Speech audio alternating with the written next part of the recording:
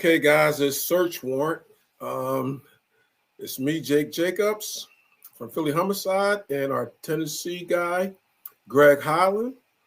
We are totally unsupervised today, so we're eating spaghetti, and hopefully we won't get too much sauce on the walls. So our fearless leader is not with us today, so we're going to just take a different approach and have him come back and put us on punishment. What do you think, Greg? Let's do it. Okay, the first thing I want to jump into is, I don't know how many people heard, I know the media is not covering it, but there was a sniper's nest or a hunting stand outside of Palm Beach International Airport where Air Force One transports the president to and from Florida. And since we have an expert in that field of sniping and counterterrorism, let me just show you a little brief Greg video first.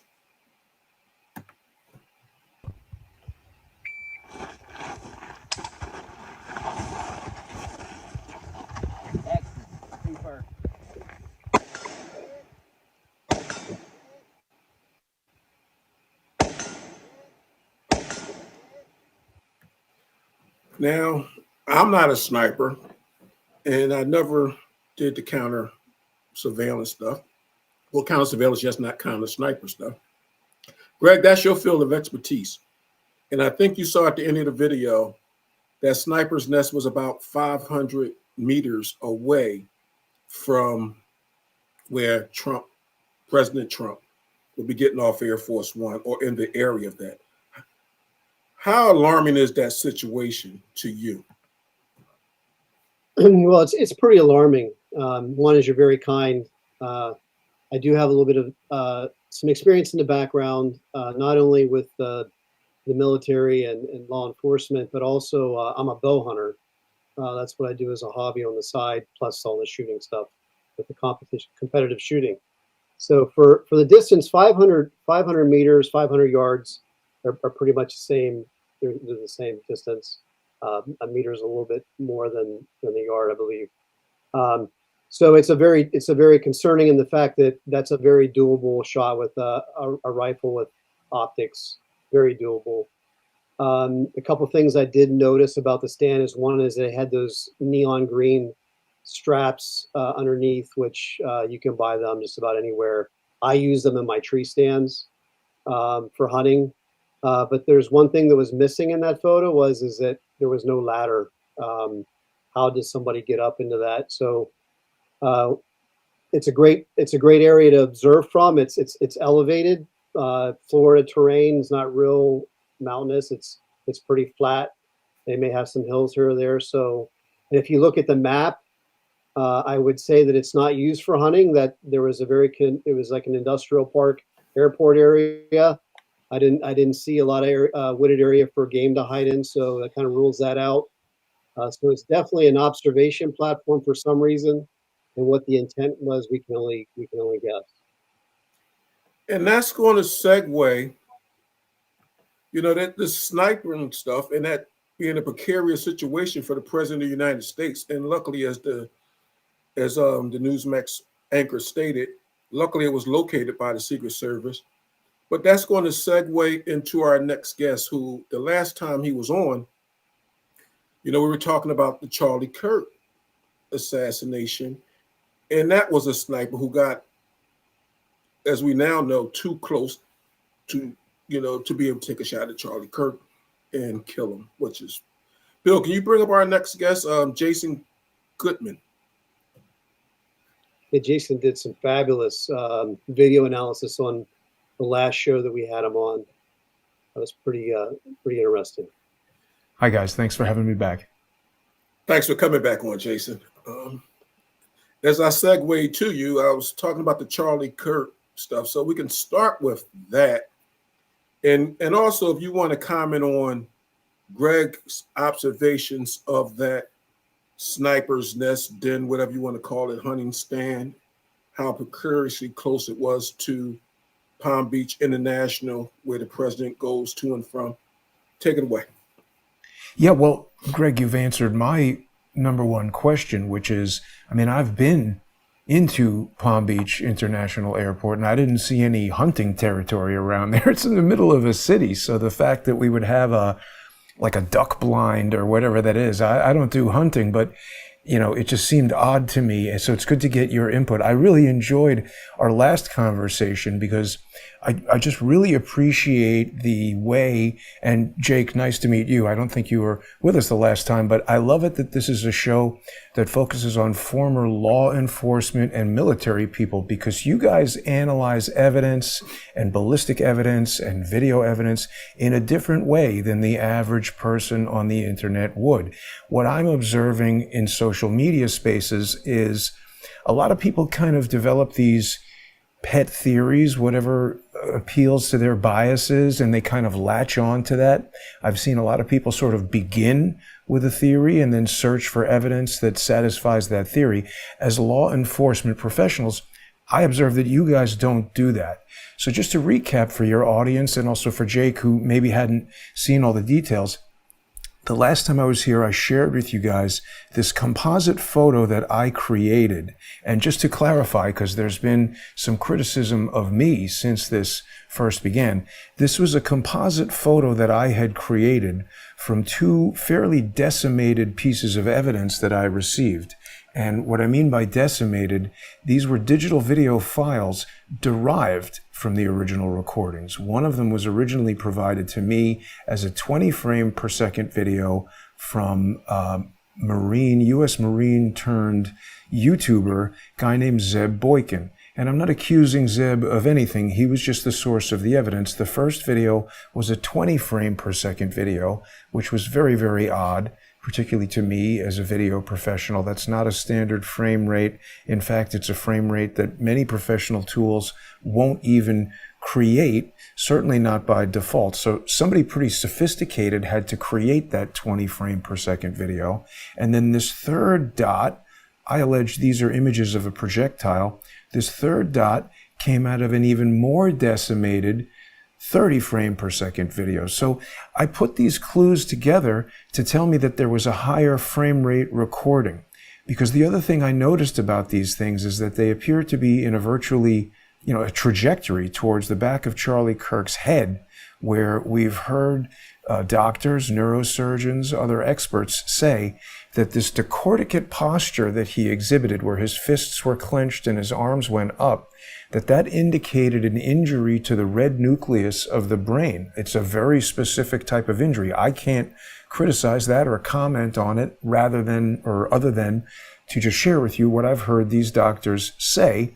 And there now is an emergency room nurse who's commented on my videos directly who told me, yes, that's decorticate posture, and there's another type of brain injury that would cause a different type of posture.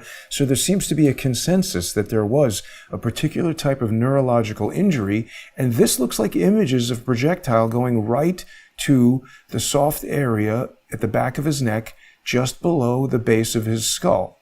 And at the subsequent frames of this video, the projectile appears to deflect downwards about 19 degrees, and in my view, it comes out the front of his neck. Now, the controversial aspect of this is that these dots, when presented in the MPEG video that everybody has seen online, they appear out of consecutive order. So many people felt that this projectile was moving away from Charlie Kirk, and that was evidence that it couldn't possibly be a projectile.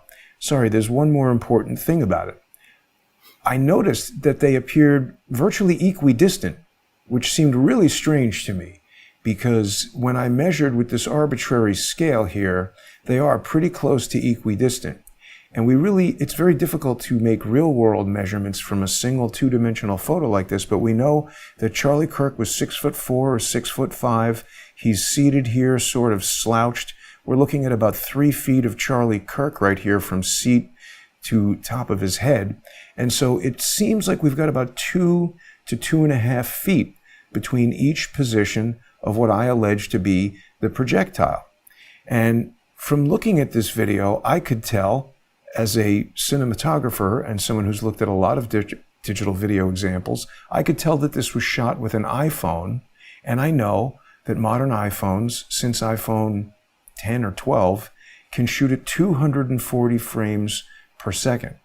And so I asked ChatGPT if something were moving at 500 feet per second, which corresponds to the speed of certain pre-charged pneumatic hunting rifles and other sophisticated weapons, if something were moving at 500 feet per second and photographed at 240 frames per second, how far would it travel in 1/240th of a second? And the answer was 2.08 feet.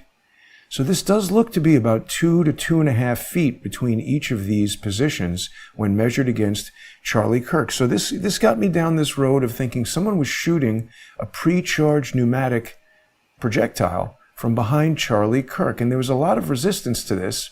I started an evidence challenge where I was asking members of the public to come forward with evidence, and I even placed a bounty on it. I had been offering initially $1,000 of my own money, and now Crowdsource the Truth viewers have added $2,470.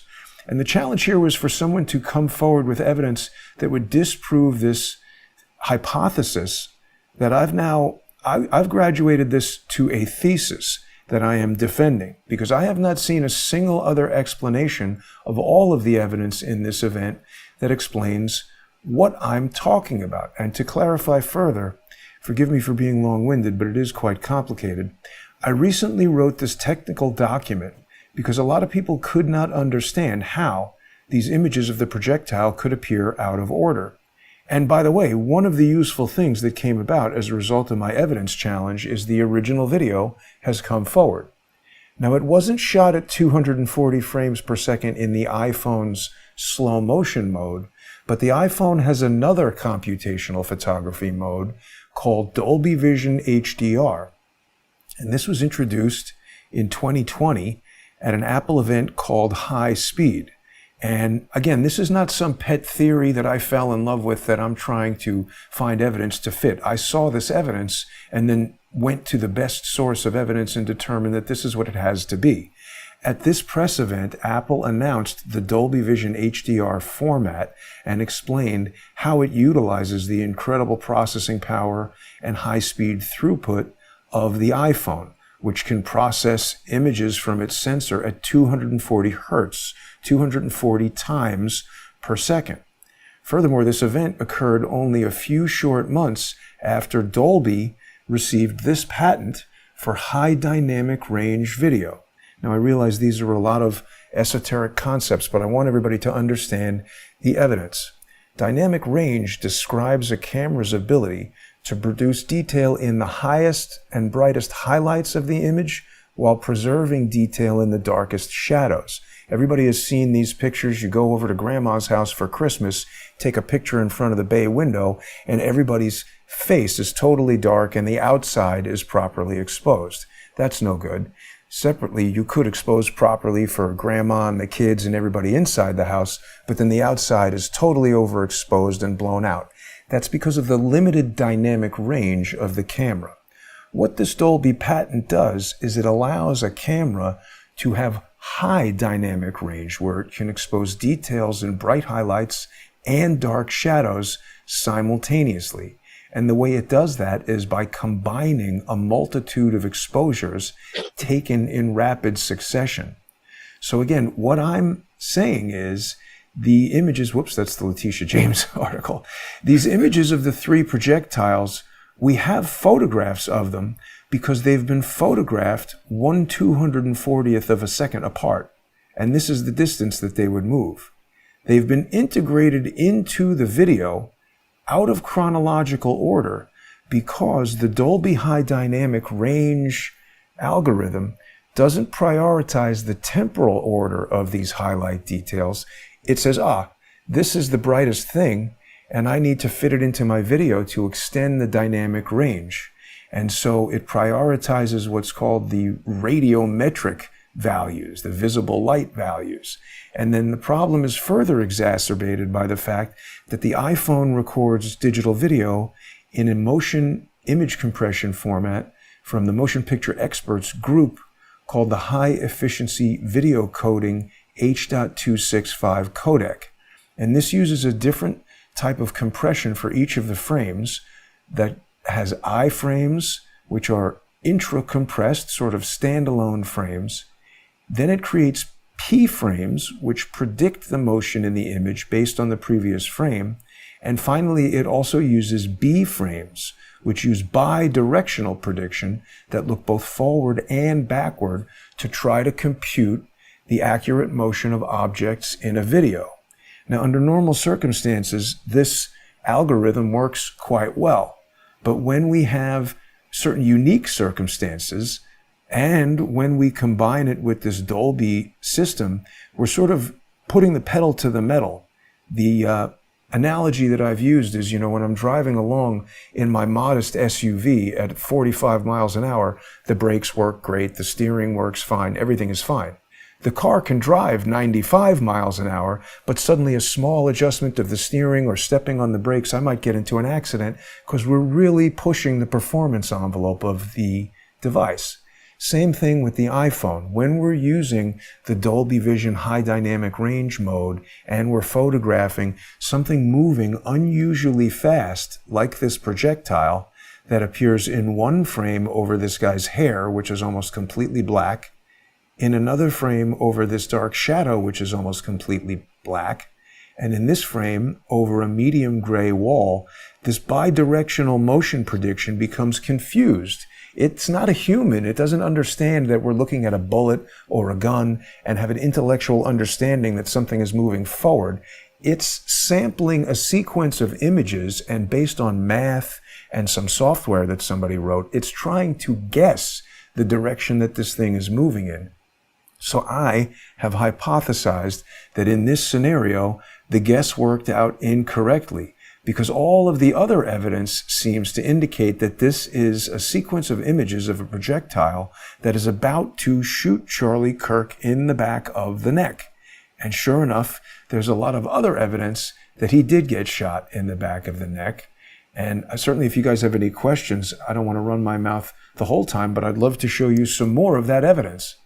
You're doing a great job. Very, very good job. Do you still believe that it was an air gun? I do. And that was another thing that people really had a hard time believing. And to clarify the language, I've been referring to it as a PCP rifle or gun, a pre-charged pneumatic, because that is a very sophisticated type of weapon. I'm not a gun expert. I've been learning about all of this over the past month. I never heard of a PCP rifle before this happened. I just saw this dot and actually said, how fast would something have to be moving to be photographed at 240 frames per second and see it in 3 positions? It said approximately 500 feet per second. And then I went looking for guns that had that muzzle velocity, and that's where I found these PCP rifles. There are several brands that shoot large caliber, big bore PCP for hunting and other applications that are 50 caliber and even higher. And certainly at that muzzle velocity with a 50 caliber heavy grain round, you can generate 400 pound-feet of pressure, and it would certainly be lethal at close range. Now, this is another piece of evidence that's come to me very recently, again, from the original photographer. I spent a lot of time seeking out the original evidence, because if we're going to do a big investigation, we want to understand the chain of custody. And we also want to have the best sample of the evidence we can possibly have. Now, of course, I understand that I'm not a court of law. I'm not a police department. I haven't followed the same strict chain of custody rules that a murder trial would, but I'm trying to do the best I can as far as the court of public opinion goes. And I've spoken to the individual who recorded this. He presented me with the file from his phone. I interrogated the file. Sure enough, the data rate, 10.21 megabits per second, that does match the data rate that an iPhone would record at. This was another Dolby Vision HDR video. I want to step through it very carefully because I don't want to show anything that might get you a, violent content strike. But here we can see on the left, this individual was using the vertical, shooting vertically and using the telephoto lens. So we don't have a lot of space behind Charlie Kirk. We don't see a projectile in this, but what we do see is a close-up. I've blown it up 500% on the right here, and we see the moment that I allege is the moment of impact. Let me just step it back. So here we see the back of his hair. I want you to pay particular attention, gentlemen, to the back of his head right here, which is his hairline is going to become important, his scalp and just the back of his hair there. So the first frame that I think shows impact is, I'm just stepping through right there. And so we can see this rippling of the back of his hairline, which I don't see how a supersonic rifle round of any caliber coming from the front could have this, if he's shot in the neck, why do we have this very specific acute disruption at the back of his head when I allege the bullet entered right about here? I think it hits here, creates an enormous but small amount of localized air pressure that blows the shirt. This shirt appears to be some kind of sheer material. Maybe it's, I don't know, polyester, rayon, nylon, some kind of spandex, cotton mix, because it's clinging to his body elsewhere. And you know how those shirts can this just looks like a very localized pocket of air under the shirt. And we've got this disruption that looks like there's been an impact right here. I'm going to advance to the next frame, and we see this rippling impact, almost like a wave on his scalp. The shirt has relaxed as the air moves down. This either necklace, or we don't know exactly what it is. Some people have argued it's an earpiece or a necklace, but we've now 2 video frames. This is 1/15th of a second, an enormous amount of time as far as a bullet traveling. So the bullet would already be out the front of his neck. It could have snapped the necklace in the front, caused the necklace to snap back over here. His hair is still experiencing some trauma from the hit. And I'm advancing to the next frame. The hair is now back to totally relaxed, as if we've had just seems like a normal amount of time for skin and tissue and the body to react after being hit by this high-speed event. But I don't think any kind of supersonic cavitation of his neck, that kind of cavitation event wouldn't relax so quickly. We still see this magnetic microphone on his shirt here, so I don't think an exploding microphone did this, and he's reacting now. People say because his body appears to move backward that that's an indicator that he was shot from the front. But I've looked at research that says that's only the way it works in Hollywood movies, and that bullets don't transfer momentum because they're too small and their impact is too localized. The amount of momentum needed to move a 6'5", I'm going to assume Charlie Kirk is approximately 200 pounds. The amount of momentum required to move him forward or backward is much more than a bullet coming from either direction would create. I think he's injured at the back of the neck. He has a neuromuscular reaction that causes him to fall over primarily to the side. And again, I think that's additional evidence from a different video camera. Forget about the direction that the MPEG encoding and the high dynamic range encoding and the intermix between MPEG-H and Dolby HDR patents. Forget about all that and any visual illusions that might create in the video. We now have a completely separate video with a completely separate set of evidence that says to me he was shot in the back of the head. Law enforcement experts, what do you guys think? Getting back to your point, Jason, I want, including myself, why don't you explain to everyone your expertise? Because they just listened to an excellent presentation, and I want them to know who's presenting that presentation. Thank you for that, Jake. My expertise is, since the age of 9, I've been making videos. My father got a video camera for his 40th birthday, and he just never looked at it at all. So I've been doing animation and video literally since I was a child. And in my professional career, I went to NYU Film School and I graduated in 1994, just as the world was transitioning from traditional photochemical processes into digital production. So I've existed on both sides of that, and I have a very good understanding of the history of motion picture technology, visual effects, digital imaging, digital video encoding. In the latter part of my career, before I became an investigative journalist, I was in Hollywood working as a visual effects cinematographer, and I specialized in stereoscopic motion pictures. So I've developed camera systems and optical systems.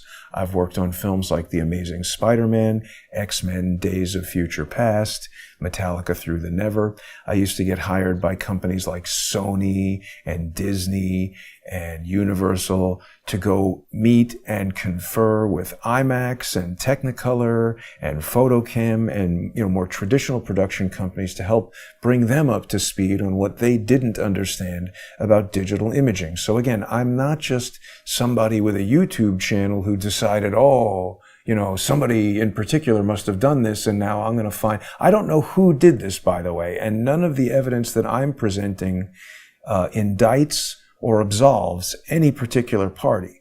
I just say he was shot from behind by a low muzzle velocity projectile. Anyone could have fired that for any motive that I'm not well informed enough to make a conclusion about. We know the what, which is Charlie Kirk got murdered. We know the when, which is 12:23 approximately local time in Orem, Utah. And we know the who. Well, we know who. We know the what, when, and where. Utah. I'm just working on the how, and it doesn't tell me anything about the who. That's the other part I want to make clear. I don't know who did this. I'm sure that Greg has some the gun related or the instrument used to strike Mr. Kirk. Well, you asked what we thought. Just just a few points. One is that based off of my experience and background, a 30-06 round I would expect to do a lot more damage upon impact to a person's neck. Basing that off of as a competitive shooter, as a hunter, and I primarily deal with 308 Winchester or 7.62 by 7.62 by 3.9. I know what that round will do. I know how fast it travels, about 3,000 feet per second, vice my bow that shoots an arrow at 350 feet per second. And prior to your show, I never really, having you on the show last time, I never really considered an air rifle, which they've come a long way over the last 20 years. They're actually using air rifles for big game now. And you can go online and take a look at them. So I had never really considered that till your show. So I will say that the only thing that I can really say in my mind is that I would expect a lot more damage with the 30-06. I would, don't want to be morbid. I wouldn't expect to be a lot left from the neck up. And for even for a smaller caliber round. So it's very plausible. That's all I can say. And there's not enough data out there. I don't see the FBI or Utah putting out a lot of info. So there's really not a whole lot to base it on. So I would say that your hypothesis is very valid. And you bring up a lot of good points. I was kind of blown away by your presentation last time, and to include the drone footage that you had and the analysis with the drone footage, which was just amazing. Well, thank you. Yeah, I mean, and I don't know if Jake has seen that part of it, but, that was a whole separate matter. The drone footage that you're talking about were suspected to be drones launched from a U.S. Army ISR jet. And the way we learned about that ISR jet was that there was public radar data that said that this this jet that's part of the U.S. Army Hades program, which is a mostly classified, but there is public information about it. It's a intelligence, surveillance, and reconnaissance jet, and the public radar data indicates that this thing was flying. It descended from its normal altitude. We can see in this thumbnail, this is the orbital that it flew. It came down to 200 feet above the ground, and it flew just above stall speed around Utah Lake here, which is 2 miles from the university. And it was doing that just like 30 minutes before the shooting took place. And there were several videos where I saw things that did not seem to behave like birds or insects or anything. And from that, I discern that they were very probably drones. This is the first segment of video that I found shot by just a civilian, a guy named Adam Bartholomew, whose son attends the college. Adam is a journalist. He was recording for 20 minutes or more. And then what I did in this video is I compared birds and showed how the flight of a bird looks. We can see in every frame the body seems to be changing in a way that looks like wings flapping. It's distant. We've got atmospheric haze. It flies down. And again, I talk about how video compression sort of hides it when its color matches the mountain. But when it comes out behind this building and flies into a tree, we can see it again, clearly wings flapping. That looks like a bird flying into a tree. That's the behavior of a bird. The next thing we observe is this insect, its segmented body wiggling around as it flies through this kid's hair. We can even see the wings in some of the frames. It's amazing that this camera was able to image this, but we see clearly that's an insect flying. It's a biological creature. Then the shot occurs. And we have this recording because Adam Bartholomew had a triple redundant recording system. Amazingly ingenious guy for creating this. Most people would have lost it because his live stream on YouTube got cut off 1 second before the bullet was fired.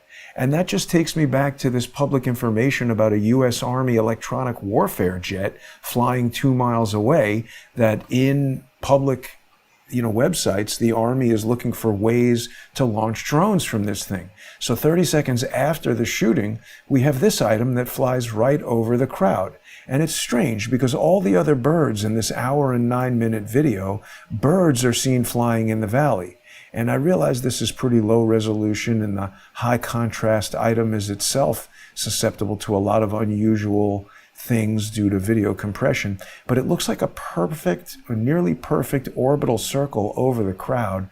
I don't think it's flapping wings. And even more suspicious is this next object, which appears to be emitting smoke. I don't know if you guys can see that on the video inset, but this is emitting smoke. I've never seen a bird emit smoke. So it strikes me that this is either a lithium polymer powered electric drone that's about to have a fire, experiencing some kind of system failure, or it could be a gasoline hybrid electric drone burning fuel and expelling exhaust. Simultaneous with that, we have this very fast object that's not flapping any wings that shoots upward across the frame.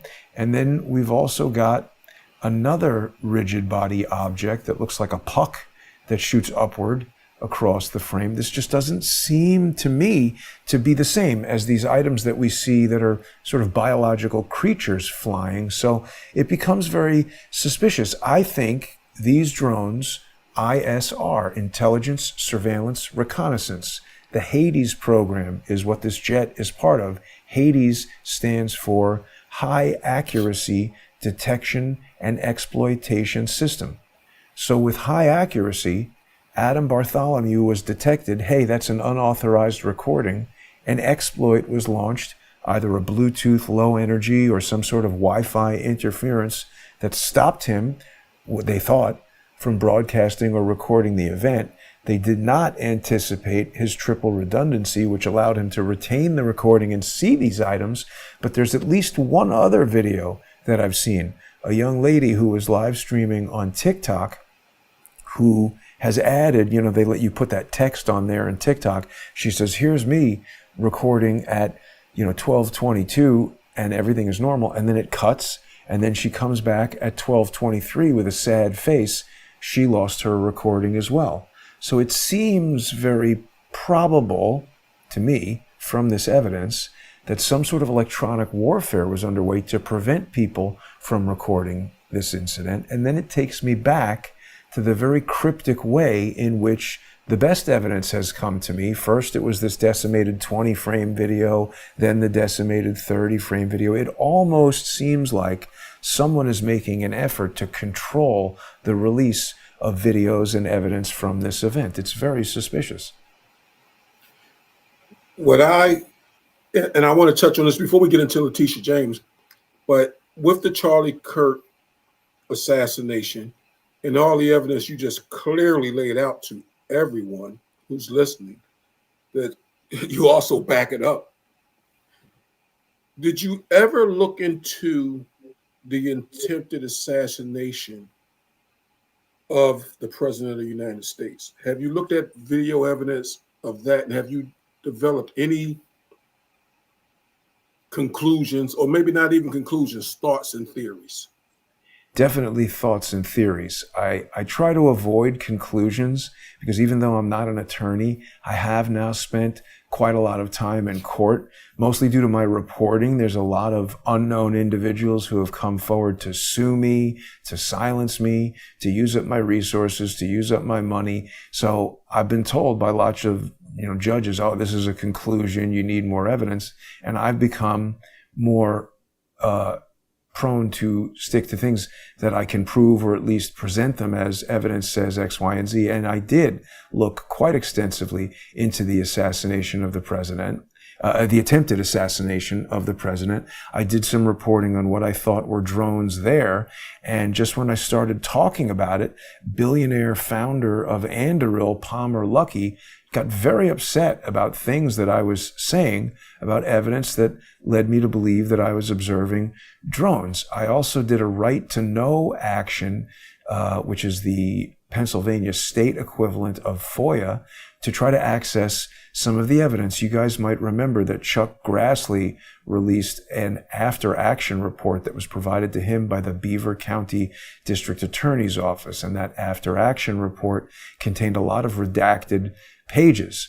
When I got a response from the district attorney, they sent me an unredacted report. It had to be a mistake. They had the redacted report that was sent to Chuck Grassley, but also the original documentation that was used to create that report. So I had all of the police officers' names and phone numbers, the names and phone numbers of the federal agents who were involved, and I got the name and phone number of this guy, Rafael Eduardo Castro, who was on the police call sheet as the counter UAS operator. Now, UAS, of course, is an unmanned aerial system, unpiloted aerial system. I don't want to be sexist. It could be a transgender flying these things. We don't know.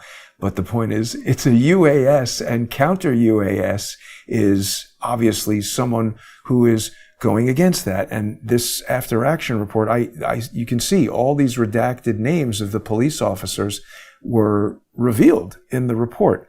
So again, I'm not speculating about this. This was evidence that was presented to me by accident or not from the police. And an additional piece of evidence that I found that was very suspicious in my view was when the Butler County PD released their body camera footage. This is from Butler PD body camera footage. So I did, again, one of my sophisticated video analyses of all this evidence. And what we see here is from something I created called GigaSync, where I was able to take the Right Side Broadcasting Network and their SMPTE time of day time code and marry up every video from the day, including videos that don't normally have time of day time code, like police body cams and civilian cell phones. And in this instance, we had a Butler PD officer who had both a body cam and a dash cam in his car. And the dash cam in the car recorded audio. The body cam audio was not released, but I was able to synchronize the body cam to the dash cam based on when he slammed the door and got out of the car. And from all of this together, with the gunshot recorded in the car, I was able to synchronize that to the time of day. And so what I did is I put together this little evidence study, which shows us this. At the precise instant that the first shot was fired at Donald Trump, which was 6:11 and 33 seconds, there was this flash in the window. Can you guys see that? This dot? This occupies 6 video frames, which is 1/5 of a second. That's kind of a very long time. And to me, this is a laser of some kind, whether it's a rangefinder or some sort of signaling device. I don't know the wavelength of it. I don't know specifically its purpose, but this is some wavelength of light that the CMOS sensor in the officer's body camera is sensitive to. And what you can see in the background, this huge blow up here is a video inset from this tiny window here. And what I've done is I've stabilized the video. You see the whole frame moving around because this police officer was running around in the grass in front of the building. And by stabilizing the window frame, we can see that this is clearly inside the window. It's not moving at all. When we go to this other segment of the video, which is the same police officer and his body camera, he's running past another window. And here, what we see is as he runs past, these dots move through the window because this is the reflection of headlights. And what we're seeing here is a stereoscopic phenomenon called, well, it's just an optical phenomenon called motion parallax. And as he moves past the window, the distant reflection of the headlights also moves. The officer is moving, he's running, just as he was in the first video, but we know that the first video is not a reflection of headlights because even as the officer moves, the dot, the point light in the window does not. So this is someone inside the first floor of the building operating some sort of signaling device or targeting device or range finding device that is detected by the sensor in the body cam at the precise instant that the first shot is fired at the president. I don't know what it is, but it's certainly suspicious. Now, when you read Grassley's after action report, and we all saw the video of the politicians on the roof and looking at the site, and we all was pretty much appalled that someone was able to get that close to take a shot like that at that location in Butler. What did you think after reviewing that after action report? I don't think that the guy on the roof was what they told us. I think anytime there's a lot of attention on somebody on the roof and nobody talking about suspicious lasers in the first floor, the guy on the roof is the distraction. Look over here, not over here. And of course, you know, we've seen all these photos allegedly of Thomas Crooks, but we don't even know if this photo was taken on July 13th or if that is or isn't Thomas Crooks. There are 4 or 5 different people running around wearing this, skinny white guy with long hair and cargo shorts on a security camera. How many people fit that description? Pretty easy to have decoys running around. And in fact, there was even an additional police body camera video that came forward where we saw that as somebody was walking past on the roof, there's somebody else walking by almost simultaneously on the ground. This is from a police body camera video. We see a guy up here walking on the roof. There was somebody walking right past him on the ground. So, I mean, law enforcement, how does a 20-year-old kid confound 10 or 20 law enforcement officers running around a building? It's not like he's in the middle of New York City where there's 1 million people and 1 million buildings he can go into and out of. It's one building in the middle of a field in Pennsylvania. And it just strikes me as he went that away, boss. And it's 2 different, 3 different, 4 different people. That's why they couldn't track the guy down. I think there's a lot of deception that goes on in these cases. And just the final piece of, I think, critical evidence that I uncovered in the Butler case was, again, to do with my legal action. I said, hey, this photo that I got from the I don't want to show the photo because it'll get you a violent content restriction on most platforms. but there was a photo in the report of the suspect on the roof dead, very bloody, hair matted all over the place, lying on the ground, half his face, and it's labeled in the police report as a facial recognition photo. Now, when you go to the airport or wherever you might go that you're subject to facial recognition, they tell you to take off your hat, take off your glasses. You can't have any of that stuff.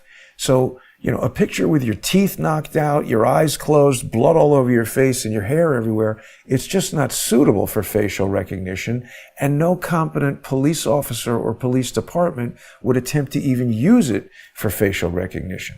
Beyond that, I found elements within the photo that tell me that it was photo retouched. Now, let me see if I can just show enough of it, perhaps, so that it's not going to get you a violent content restriction. I think I can do that. Well, I don't know if you saw the beginning of the show, but we're unsupervised today.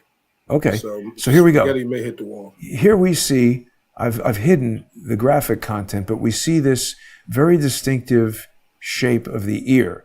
There are these two these two nodules of cartilage on what I've come to understand is called the outer helix of this subject's right ear. And the thing that's quite strange about that is that that is a distinct biological characteristic unique to this subject that pathologists I've spoken to have said absolutely that would be noted in a autopsy. They would write it down, but it wasn't in this case. And so in these other photographs that I got from the unredacted police report, now granted, these are low resolution. They're presented at low resolution for I don't know why, but the ear does not look to me to have those nodules. So I sued the Beaver County District Attorney and the ESU, the SWAT team, and the police officers. I now knew the name of the officer that took these photos. It's Detective Richard Gianvito, taken with his iPhone. And we see him using the iPhone and looking at the pictures in his own body camera footage that was publicly released. So I sued the police as part of this right to know action, saying, give me the original high-resolution photos, the .heic file from Detective Gianvito's phone, not these 640 by 480 low-resolution embedded in a PowerPoint pictures, the original 4,000 by 3,000 file from the iPhone, so I can check the metadata that this was photographed on July 13th at 6 whatever p.m., hasn't been altered at all. And you would think, if I were crazy, and this was a conspiracy theory, the police would say, here you go, Goodman, you idiot. Look at this evidence and go away and leave us alone. This proves you're wrong. But they didn't do that. They fought me tooth and nail. I'm still in court over this. And they refused to give the evidence, even though they were ordered to do it. Which, I mean, again, I'm not a court of law, but in the court of public opinion, I'm satisfied that they're doing that because what I'm saying is right. Exactly. Now, I know we touched on those things, and it actually is a good segue from, we talked about the sniper stand, we talked about Charlie Kirk, and we talked about, Butler, PA. But there's another thing in the news that is attached to our president and his favorite New Yorker, well, one of his favorite New Yorkers. I'm sure he got a couple of them. Letitia James, and you have some information on, is it Letitia, Lala? I mean, Tish. what do you want to call her? Tish, right. Oh, Tish. I forgot about Tish. Wow, I forgot about that. Yeah. I call her cell block Tish James. She'll be CB4 pretty soon. I think so. So another thing that I've focused on in my journalism career, guys, because I think your audience is starting to get a feel that I go to the places that corporate-owned, advertiser-sponsored news will not go. Because I want to know the answers. I'm not worried about satisfying some donor or some advertiser or some political entity. I want to know the truth. And so what's happened to me over the past 9 years that I've been doing this is that when I start to cover these stories, like I said, I'm getting sued. And my social media channels are getting attacked and shut down to try to prevent me from being able to earn a living and do this type of reporting. And so I've become very interested in lawfare and social engineering, which is this type of inauthentic activity that's trying to, shape public opinion.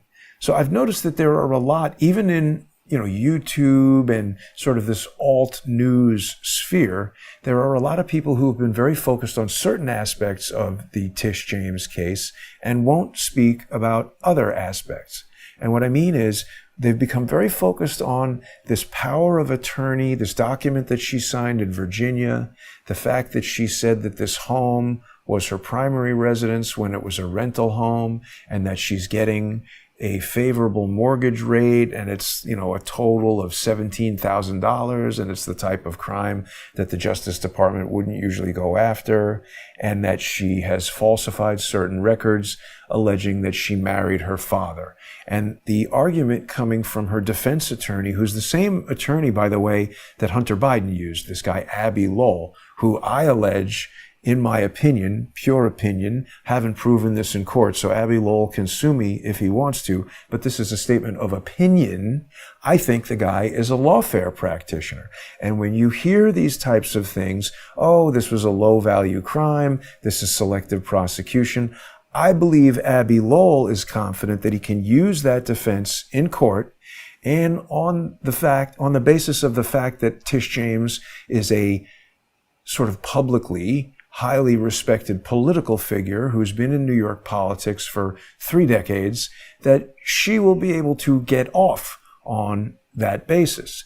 Because the evidence that I have discovered is not just that she pretended to be married to her father, but she seems to have cooked up an elaborate scheme where she actually faked her father's death. That's why she's got the Muppet in the coffin there. She faked her father's death in 1999. And I found a lot of evidence, again, to support this hypothesis. The fraudulent mortgage, or one of them at least, is that was granted in 1983. This is the one where she's recorded on a document as being the wife of Robert James when she's actually his daughter. And in 1999, the lender that gave them the loan, something called Cadillac Funding, got jammed up in a federal prosecution where their CEO and various other people were indicted and I think even thrown in prison. So what's interesting is Tish James, who was an attorney at this time, and I think she was either working for or about to be working for New York State Attorney General Eliot Spitzer, who people might remember, he's the smartest guy in the world, paying hookers with credit cards. I guess the guy's never heard of cash, but she's working for him eventually. And in 1999, she files pro se, meaning acting on her own behalf. She files an application to become the administrator of her father's estate. Now, the problem is, when she's acting pro se, she's also the primary beneficiary of the estate. So that's an ethical violation. It might be within the context of New York law, but it's a pretty serious ethical violation because she's supposed to have an unbiased third-party attorney who's going to be the administrator, because within that application, she waives out 5 or 6 siblings, saying some of them are mentally incompetent, some of them can't be located, others have no interest in the property, and she's doing all of this 13 years after the death of her father. No explanation why she's waited 13 years. I think the explanation is, in 1999, her father is reading the New York Times and he realizes, oh no, Cadillac Funding and all those guys I was in that scam with in 1983 are going to jail. I need to get my lawyer daughter down to the surrogates court and find a fake death certificate, and start filing probate for me so that everybody thinks I'm dead and I can't be prosecuted. Now, again, I haven't proven these things in court, but I do have documents. Nobody has explained or even asked why Tish would do this pro se application to become the administrator of the estate 13 years after his death, when you look into public databases for the death of Robert James. Now, keep in mind, Robert James is a more common name than Jason Goodman. There's a lot of guys named Robert James. In fact, there's a lot of guys named Robert James who died in Brooklyn in 1983. And I allege one of them is not her father. And she got that guy's death certificate. The siblings that she's waving out, I allege, aren't even related to her, or possibly her father might have had, two sort of families, been married twice or married once and children out of wedlock. All kinds of complicated situations exist in people's families, but something strange is going on with the alleged death of Robert James, and nobody is looking into that, because if Tish James can go into court and say, oh, this was an accident, I didn't have intent, writing this, power of attorney in Virginia, whatever, that's one thing. But this kind of elaborate scheme with these filings in surrogate court and waving out the siblings, this is a very sophisticated quasi-legal scheme that I think indicates that Tish James is an arch criminal who should go to jail for the rest of her life. Wow. I cannot disagree. Our producer, I got a couple of questions for you after the break. If you can stay with us just a couple of minutes, not too much after the break, because there's a couple of questions I see. You have a couple of more minutes, Jason? Absolutely. After the break? All right, I appreciate it. Okay, guys, we'll be right back. We are about to take a break.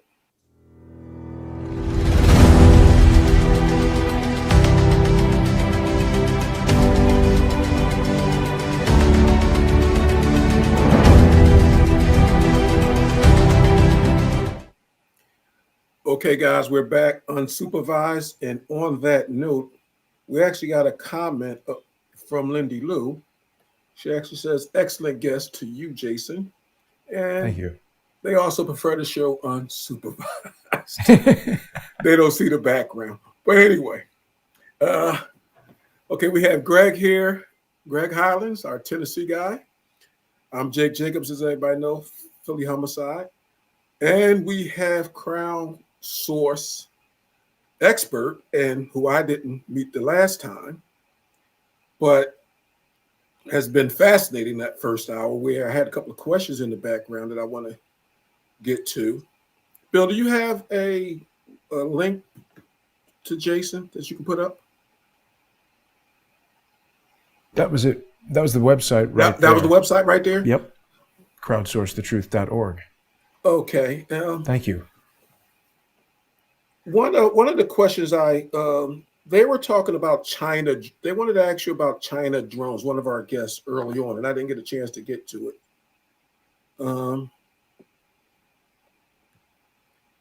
There was something about a China drone program. Let me see what it says, and if you know anything about that. Project Dove. Haven't heard of that. Okay. I mean, China definitely makes a lot of drones. DJI is the biggest commercial drone company. And I mean, I don't know. I don't have firsthand experience with military drones. I mean, I can read about them online and stuff like that.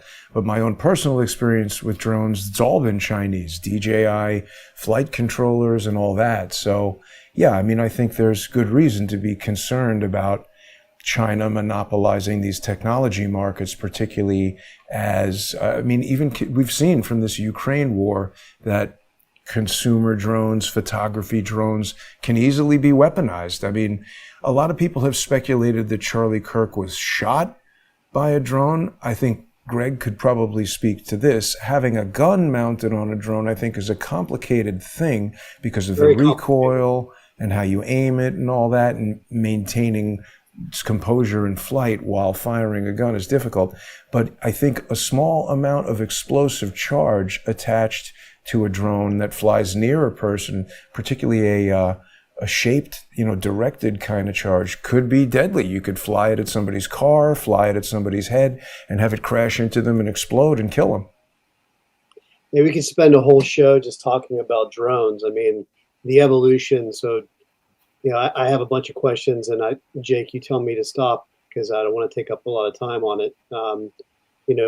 what would be the purpose of running a drone operation at the Turning Point rally in Utah. Who would do that, for one? Who are the possibilities? Government agencies, private contractors. And obviously it wasn't to protect Charlie Kirk, because they sure as hell didn't do that. So what would be the alternate reasons to have something like that going on? Well, I mean, the evidence that I see is that there's two things. We either believe that a 22-year-old kid was in love with a furry, so he climbed up on the roof and shot Charlie Kirk with a hunting rifle round that should have exploded his head, or we believe something else happened. And if something else happened, there does seem to be a very organized effort to not find, Kash Patel hasn't called me with the level of interest that you guys have expressed in this evidence. And I mean, you guys aren't my brothers or cousins or something who are here like, oh, that's great, Jason. You have no reason. If this was stupid nonsense, you could tell me that. You guys are former law enforcement, military, looking at this evidence with a very skeptical eye and saying, wait a minute, this guy's raising some important points. So the fact that the FBI hasn't said anything about these elements of evidence that have been viewed on Twitter and elsewhere literally millions and millions of times, somebody seems to want to cover this up. And to go further to the point of your question, Greg, if this U.S. Army jet has the ability to launch drones, which there was an article in 2024 saying the U.S. Army is having like a request for a proposal for these launched effects, and they want to launch and retrieve drones from this very Bombardier Global 6500 Hades ISR aircraft. I think that what they would do is they would launch a drone swarm that creates essentially an ad hoc mesh network. If you had an assassination squad, you're not communicating on AT&T or Verizon at some event where 3,000 college students are clogging up the mobile data network. You're going to fly in a mesh network that's going to fly around and create a secure, unpenetrable communications network so that your radio communications, you're synchronized. To be clear, I'm not saying that there wasn't a supersonic rifle shot. That's been recorded. And people who are measuring the crack thump distances and things like that, there was a supersonic rifle shot from one of the roofs over there. And I allege that was done to distract the crowd, to throw off the internet sleuths. I mean, we're not 1963 where it's just Abraham Zapruder standing there with 8mm film. Whoever is doing this knows there are sophisticated investigators out there, former law enforcement, people like me who have unique skills to analyze all of this evidence. They're going to want to bake into the cake deceptive evidence to throw you off the scent.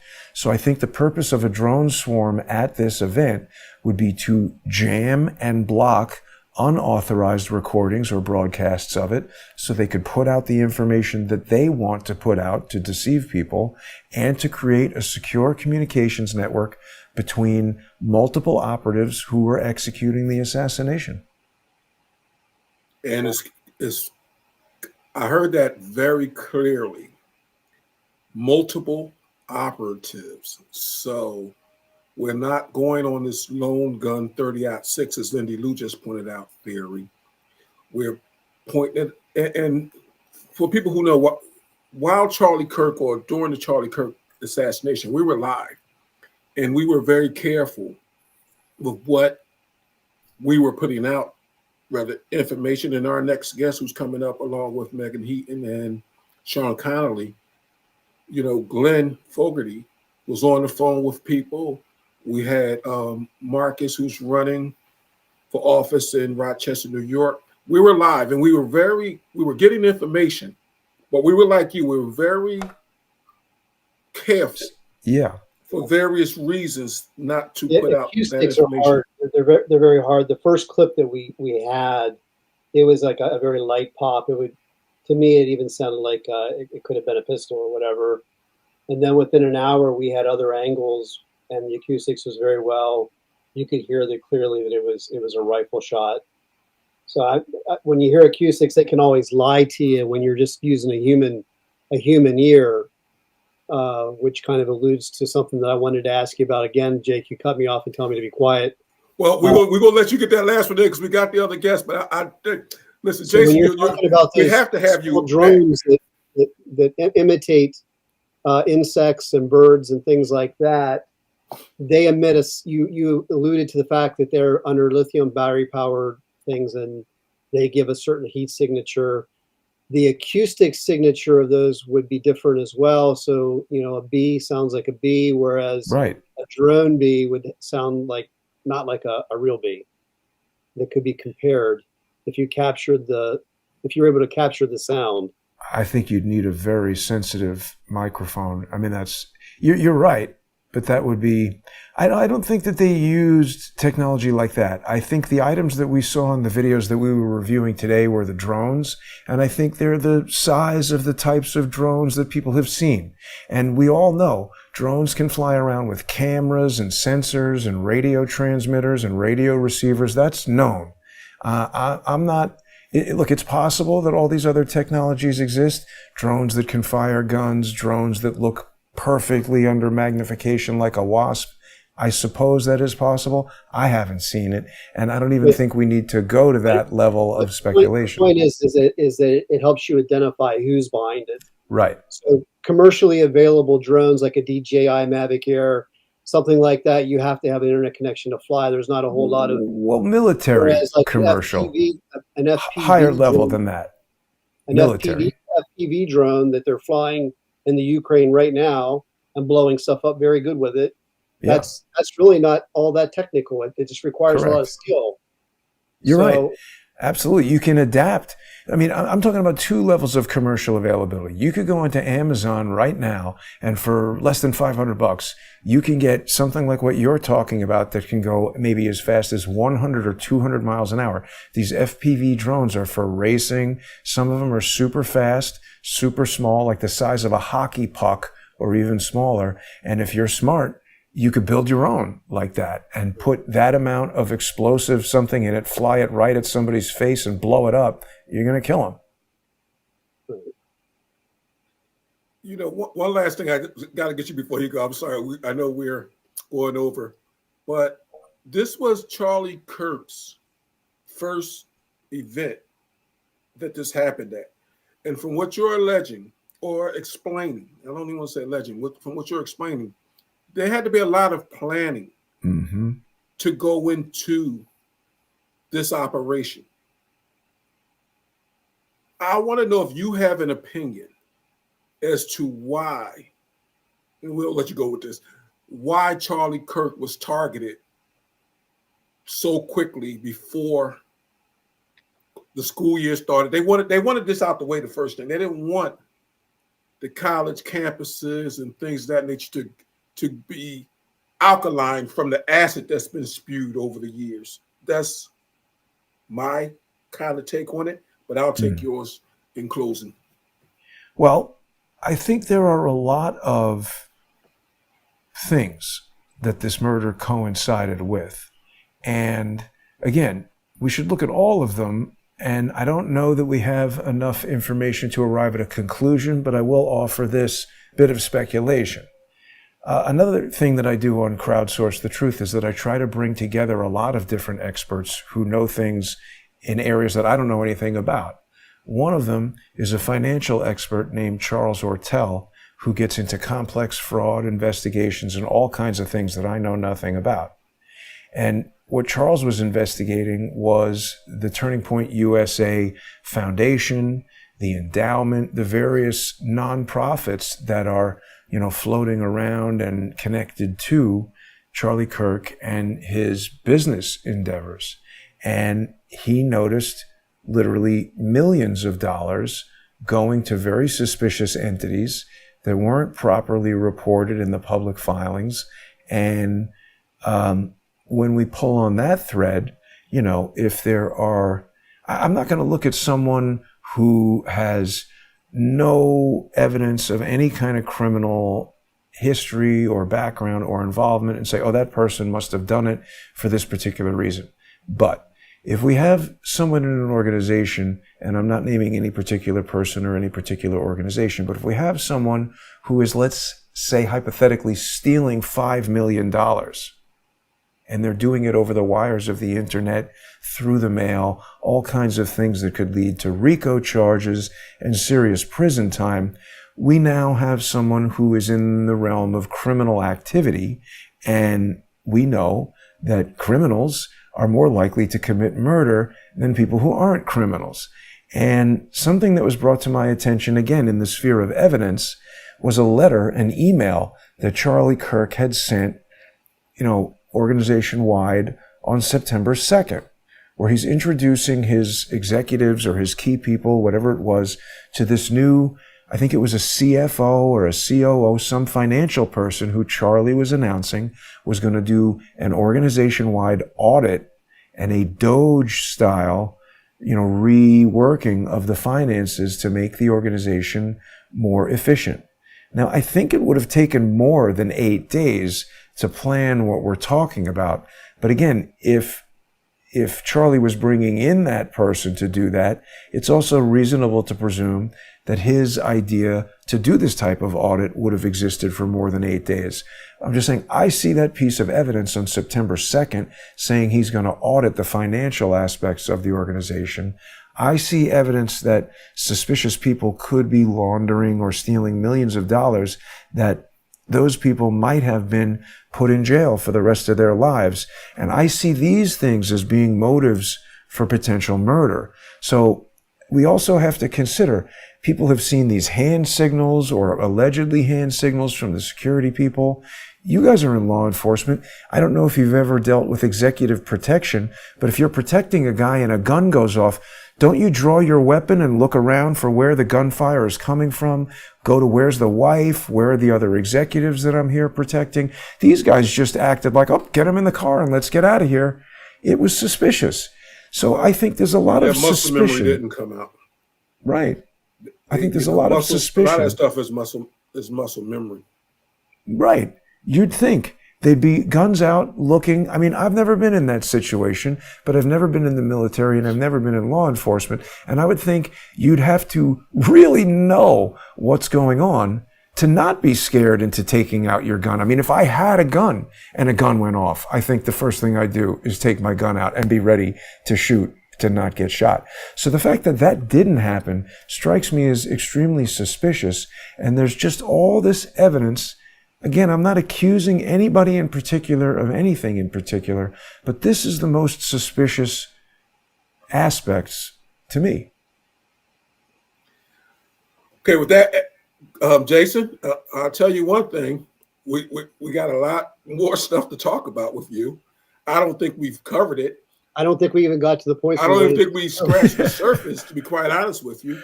I'm happy to come back. I'm sure Anna and John is going to reach back out to you. Everybody know our behind the scenes person, Anna Mid-Large. And we got to touch on this idiot we have in Philadelphia for the next half an hour or so. But you have to come back, Jason. I'm kind of upset I missed you the first time because we could have bounced a few more things off. But thanks for coming on, and we're going to get into this a little bit more unsupervision. And Bill, one more time before Jason Lee, can we put up that website one more time? Thanks for having me, guys. It's a pleasure. Thanks, Jason. No, the pleasure was definitely ours. Crowdsourcethetruth.org is the website, and people can follow me on X at JG, like my name, Jason Goodman, JG_CSTT. I really appreciate the time, and it's great to speak to you both. The pleasure was all mine, and I'm sure Greg's as well. Yep. Thanks, Jason.